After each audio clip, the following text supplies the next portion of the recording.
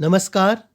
1 जनवरी 2021 यानी नव वर्ष की सबसे पहली सुबह, और इसी सुबह में मैं आपका स्वागत करता हूं अपनी इस वीडियो में।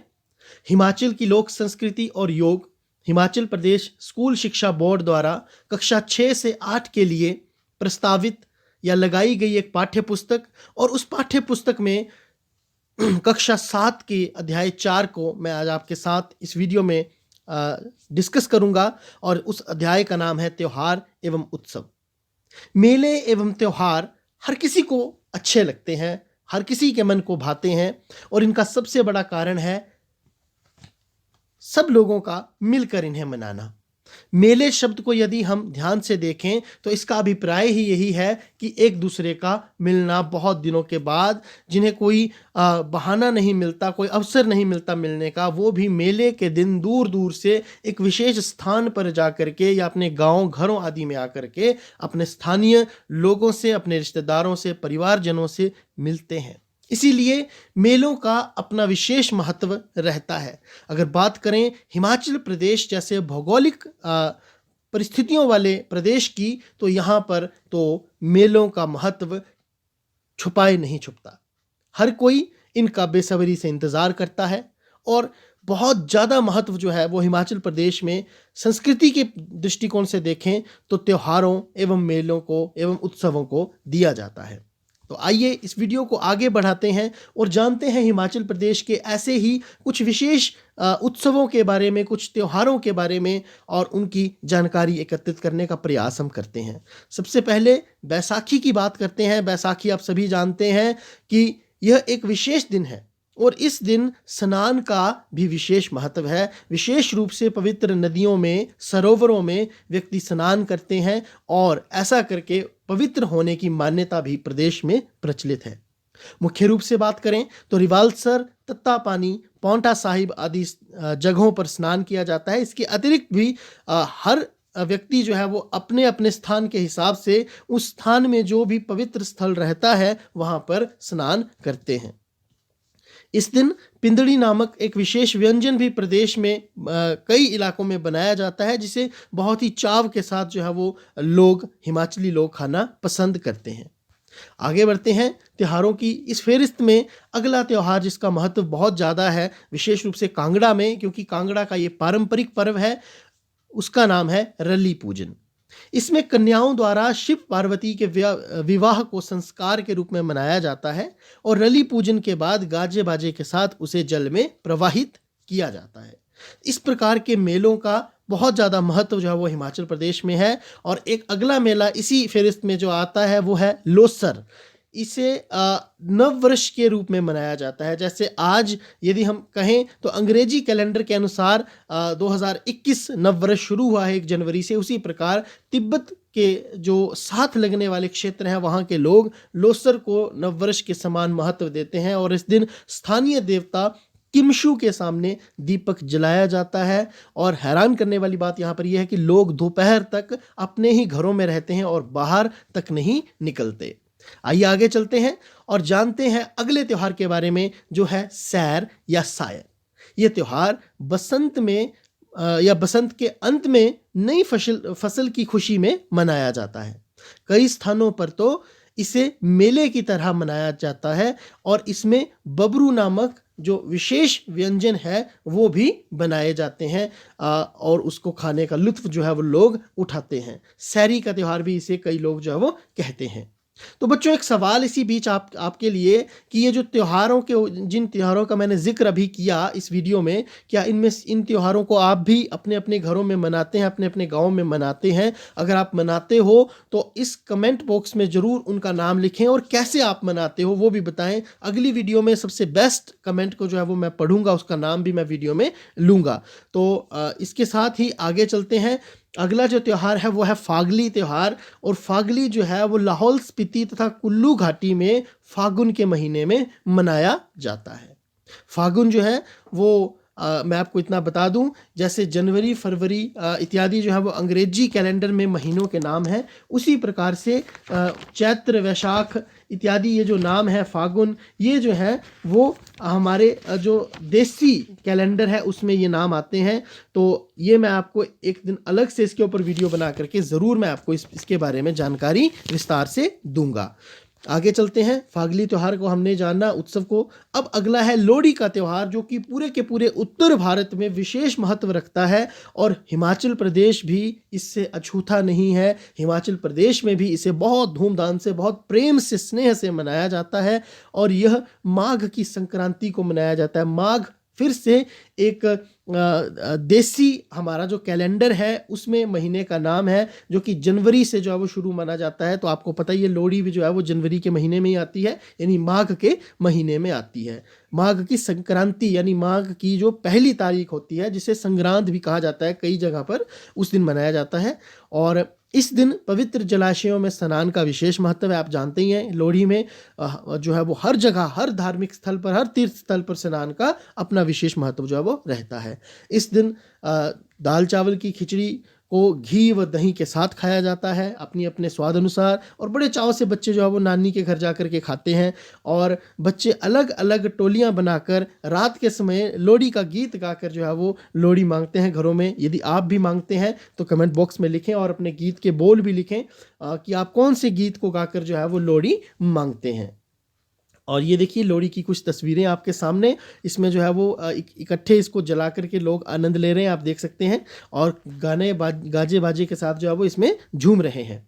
अगला जो महत्वपूर्ण त्यौहार है या उत्सव मैं कहूँ तो वो है छिंज का त्यौहार, जो कि बच्चों को और युवाओं को और यहाँ तक कि बुज़ुर्गों को भी बहुत ज़्यादा भाता है। और चैत्र महीने में, चैत्र यानी मार्च के समकक्ष ही जो है वो स्थानीय देवता लखदाता को प्रसन्न करने के लिए इसका आयोजन किया जाता है। ढोल नगाड़े बजते हैं, पहलवान कुश्ती करते हैं, चारों ओर धूम होती है, झूले लगते हैं, बच्चे झूले झूलते हैं, मिठाइयों की दुकानें सजती हैं, लोगों का व्यापार जो है वो होता है। तो एक प्रकार से ये जो त्यौहार है ये आर्थिक, सामाजिक, हर दृष्टिकोण से जो है वो स्थानीय लोगों का मनोरंजन करने के लिए एक बहुत ही बड़ा सशक्त माध्यम है। तो आप देख सकते हैं कि छिंज जो है वो हिमाचल प्रदेश में बहुत ज़्यादा जो है वो आयोजित की जाती है। इसके बाद जो अगला त्यौहार है वो है फुलाइच। अब देखो बच्चों, फूलों को, फुलाइच के नाम से आपको समझ में आ रहा होगा कि फुलाइच यानी फूलों का त्यौहार। तो ये जो त्यौहार है ये अगस्त से अक्टूबर तक सभी गांवों में मनाया जाता है और विशेष रूप से किन्नौर में ये मनाया जाता है। इसमें फूलों को एकत्रित किया जाता है, देवता की पूजा की जाती है और रात भर लोक नृत्य के साथ इसे मनाया जाता है। एक झलकी मैं आपको दिखाना चाहूँगा फुलाइच जो उत्सव है उसकी। आप देख सकते हैं कितने बेहतरीन तरीके से वेशभूषा में सुसज्जित होकर के जो स्थानीय लोग हैं वो खुशी से झूम रहे हैं और या नाच रहे हैं। इसके बाद अगला जो त्यौहार है वो भी बहुत महत्वपूर्ण है, उत्सव इसे कहा जा सकता है। ये प्रसन्न जब कोई व्यक्ति हो जाता है तो भगवान शिव को जो है वो अर्पित करता है, अपनी प्रसन्नता के रूप में न्वाला जो है वो देता है। और चंबा में इसका बहुत ज़्यादा महत्व है। ये एक गीति नाट्य है, इसमें भगवान शिव की माला को स्थापित किया जा सकता है, जैसा कि आप तस्वीर में भी देख सकते हैं।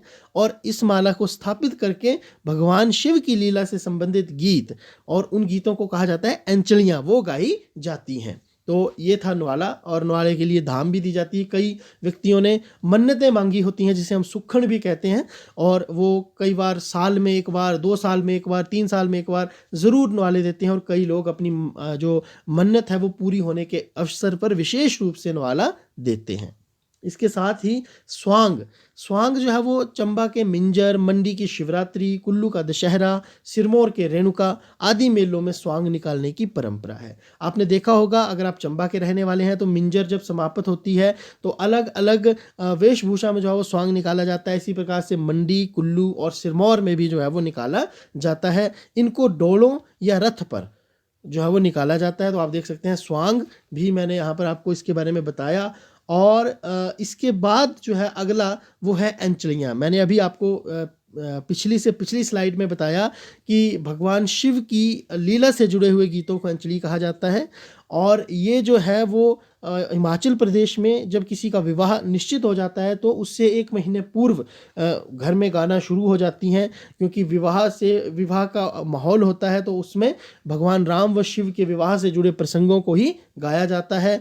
न्वाले में भी जो है वो भजन या भक्ति गीत गाए जाते हैं, उन्हें भी अंजलियाँ कहते हैं। कुछ उदाहरण मैंने यहाँ आपके लिए दिए हैं जो कि बहुत प्रसिद्ध हैं हमारे प्रदेश में, इनसे आप ये संबंध स्थापित कर पाएंगे अंजलियों में। एक गीत है, आपने सुना होगा, मधरे चलो मेरी माँ गंगा मैया मधरे चलो। तो ये एक गीत है जिसको अंजलि कहा जाता है। इसी प्रकार ही एक और है, लेख लिखे हो लेख लिखे 14 साला लेख लिखे बनवासा रामा तेरा लेख लिखे। तो ये कुछ अंजलियाँ हैं जो कि मैंने आपके सामने यहाँ पर आपको उदाहरण के रूप में लिखी थी। उम्मीद करता हूँ आपने सुनी होंगी, यदि नहीं सुनी है तो आप अपने अभिभावकों से ज़रूर इसके बारे में कहें, वो आपको सुनाएंगे। अभी आपके सामने स्क्रीन पर है हिमाचल प्रदेश के प्रसिद्ध अंजलि गायक, आप देख सकते हैं इनकी अंजलियाँ आपने सुनी होंगी। इनका नाम क्या है ये आप कमेंट बॉक्स में लिखेंगे और मुझे बताएंगे। इसके साथ ही अगला जो है वो है रामलीला और रासलीला।